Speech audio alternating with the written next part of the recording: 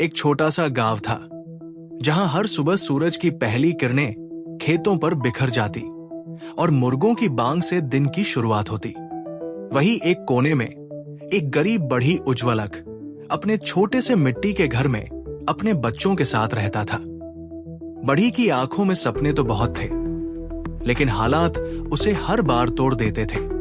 रोज की 2 वक्त की रोटी जुटाना भी मुश्किल हो गया था।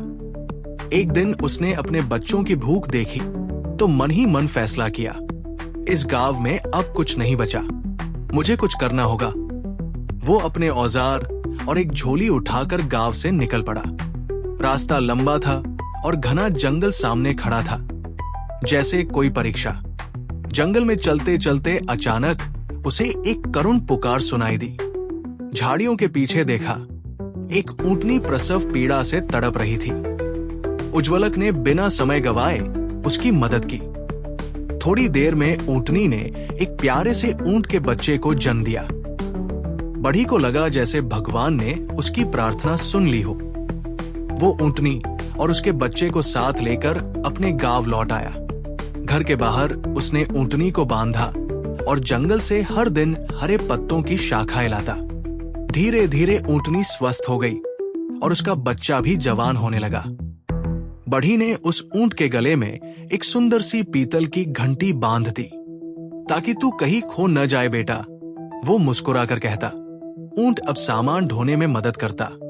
ऊंटनी दूध देती और उससे बच्चों का पेट भरने लगा। उज्ज्वलक का जीवन पटरी पर लौटने लगा। वो और ऊंट एक दूसरे के सबसे अच्छे दोस्त बन गए थे। बाद में बढ़ी ने साहस करके एक सेठ से कुछ उधार लिया और गुर्जर देश से एक और ऊंटनी लेकर आया। धीरे धीरे उसके पास ऊंटों का छोटा सा झुंड बन गया। दूध का व्यापार, लकड़ी का काम और ऊंटों से सामान की ढुलाई, उसकी आमदनी कई गुना बढ़ गई। लेकिन वो घंटी वाला ऊंट, जो उज्ज्वलक का पहला साथी था, अब बदलने लगा था। मैं तो सबका मालिक हूं, वो सोचता। जब पूरा झुंड पत्ते खाने एक साथ जंगल जाता, वो घंटी बजाता हुआ अलग चलता। उसे लगता, मेरी पहचान मेरी घंटी है, सब मेरी ओर देखते हैं। दूसरे ऊंट समझाते, भाई, शेर को घंटी की आवाज सुनाई देती है, ये खतरे की घंटी है। पर वो हंसकर कहता, मुझे कोई नहीं छू सकता, मैं सबसे अलग हूं। एक दिन सब ऊंट पत्ते खाकर लौट रहे थे, लेकिन घंटी वाला ऊंट अपनी शान में अकेला जंगल की ओर निकल गया। उसकी घंटे की आवाज दूर बैठे शेर के कानों तक पहुंची।